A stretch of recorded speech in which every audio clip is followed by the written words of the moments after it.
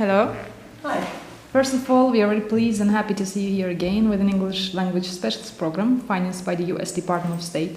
So can you tell us something about yourself, your experience as a specialist and as a teacher? Certainly, I'd be glad to. I've been an English language specialist with the Department of State for almost 9 years now, and I've served in various countries around the world. I spent 2 years in Uruguay working with the Ministry of Education there and teaching at the University of Montevideo. I worked with the Ministry of Education and the British Council in Cairo, in Egypt, and I worked in Brazil. And of course, last year I was here at the Pedagogical University where I was working on a project to revise the curriculum. Before that, before I was a specialist, I spent most of my teaching career at Johns Hopkins University School of Advanced International Studies in Washington, D.C. I was there for a long time, 20 years. I since have taught at Duke University in North Carolina and Syracuse University in New York, so I've been around a lot of different schools. I've also traveled a lot. I lived in Saudi Arabia for 5 years. I taught at various universities in the United States. So I think I bring a lot of experience to the State Department Specialist Program. Mm-hmm. So what do you think was accomplished during the 6 weeks last year that you were at our university? Oh, I was very busy. 6 weeks was a very short time for me. During that time, though, we did develop a new curriculum that will be piloted at this university in September. It's for the English language teachers. And what I did for the first 2 or 3 weeks, I basically learned a lot about the university, about the teachers, about the students, and about the administrators. Talked to them about what they wanted and came up with some ideas for what I thought they needed. The teachers here were very motivated, but they didn't have the methodology to teach students to communicate. So what I saw were students who were very good at grammar and translation, but they were having great difficulty just saying hello to me in the hall, or if I asked them if they would like to have a cup of coffee with me, they wouldn't understand so well. So I realized that in order for them to become English teachers, the university would first have to make sure that their English language skills, that they had a good command of English language skills, and that means listening and speaking, not just grammar and translation. So I based the curriculum on skills so that for as long as they need it, even if it takes up to 3 years, they will study English language speaking, reading, writing, grammar, pronunciation, and some methodology courses to teach them how to teach communicatively. But we decided to wait on the more advanced electives that the students had been taking as regular courses. So courses like lexicology, stylistics, British and American English. We really wanted to make sure the students would be really able to understand those classes. And so we made them as electives in the future for them when their language skills are up to par. Can you give us some details about the curriculum? How was it different from the previous one? Okay, the previous one focused on theory, methodology, and as I mentioned before, courses like stylistics, pedagogy, in grammar translation, and not much in the skills. Language teaching is different than teaching history. For example, when a professor teaches history, he or she just speaks, the students listen, they write down, take notes, they read the book, and they know history, and they can pass tests. Language learning is different. In addition to the knowledge, they also have to practice so that they can speak. And the teachers have to provide as much practice as they can in the classroom. So I devised a curriculum that divides up the skills: listening, speaking, reading, writing, pronunciation and grammar. And the students focus on developing their skills in those areas, not just their knowledge of the language in their head, but the ability to speak it. So that's the main difference. We focus on language courses, on communicating, and much less on theory. What kind of issues do you think need to be addressed at this stage of your stay? It's what we're doing right now. Mm-hmm. I'm providing workshops to the teachers who are going to be teaching this new curriculum in September. These teachers are amazing. They're awesome. They amaze me every single day in the workshops with their enthusiasm, with their eagerness to learn. They want the students to be able to speak. So in these workshops, I'm teaching the professors for all the English, for general English and for the English language teachers. I'm teaching them the methodology and the theory of the communicative methods and student-centered approaches. And that means we focus on what do the students need to be successful.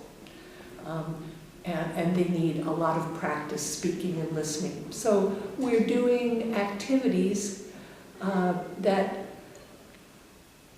make it very comfortable and very easy for the students to speak. Even the shy ones, we make it fun.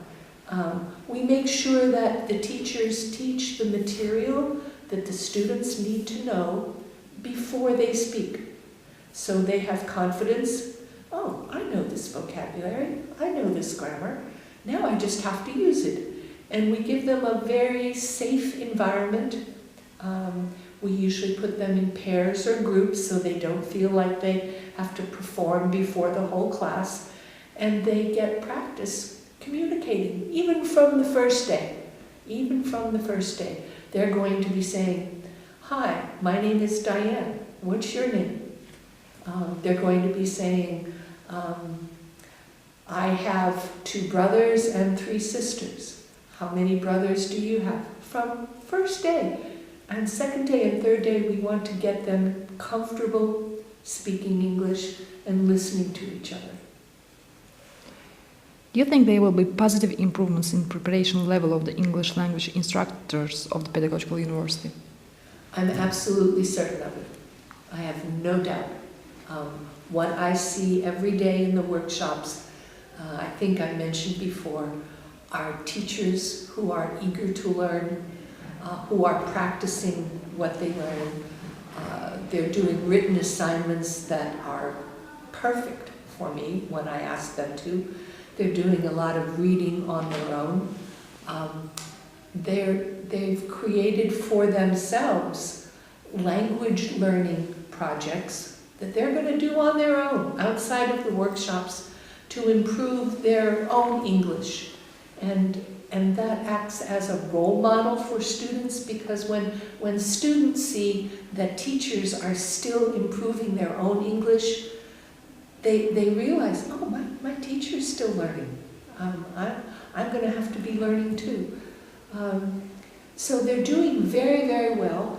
Another thing that's working very well here is that, and it's an unusual situation, most of the time when teachers have training and workshops, they go outside. They go to another place away from the school where they teach.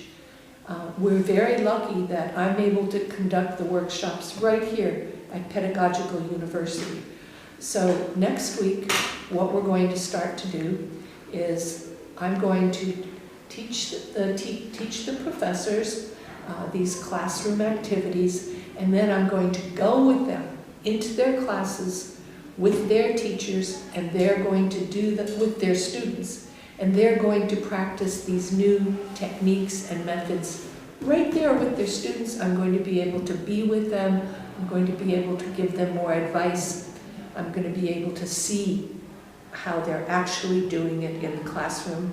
And if they need to improve or change some things, we can work on it immediately. So I'm very, very confident right now, even before going to see them in the classroom, that they're going to do well. But being able to go there and see them is going to be extra helpful. What does university need after this phase of this project finished? Well, we've covered the curriculum. We're going to have good teachers that teach them with the right methods and approaches. I think the next thing that we have to be concerned with is assessment. How do the teachers will have to learn how to test the students under this new methodology. We can't go back to just testing their grammar and testing their ability to translate. We have taught them in a communicative manner, so we have to test them in a communicative manner.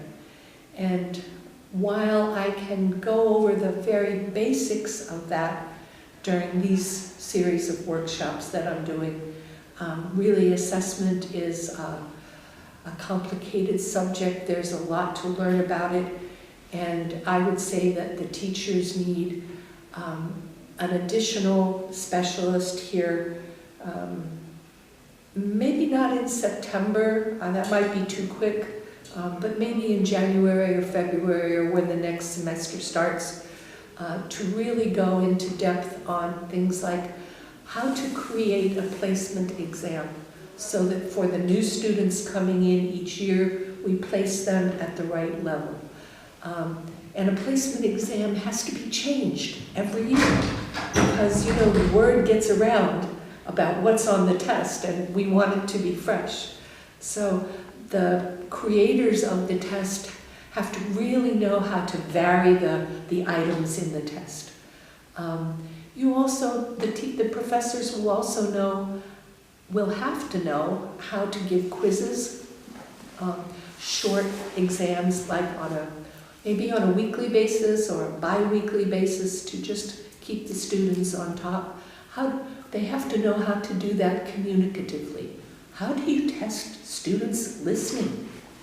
How do you test students writing in a communicative way? And then we'll go over things like, I hope, midterm exams. Are we going to focus more on grammar there?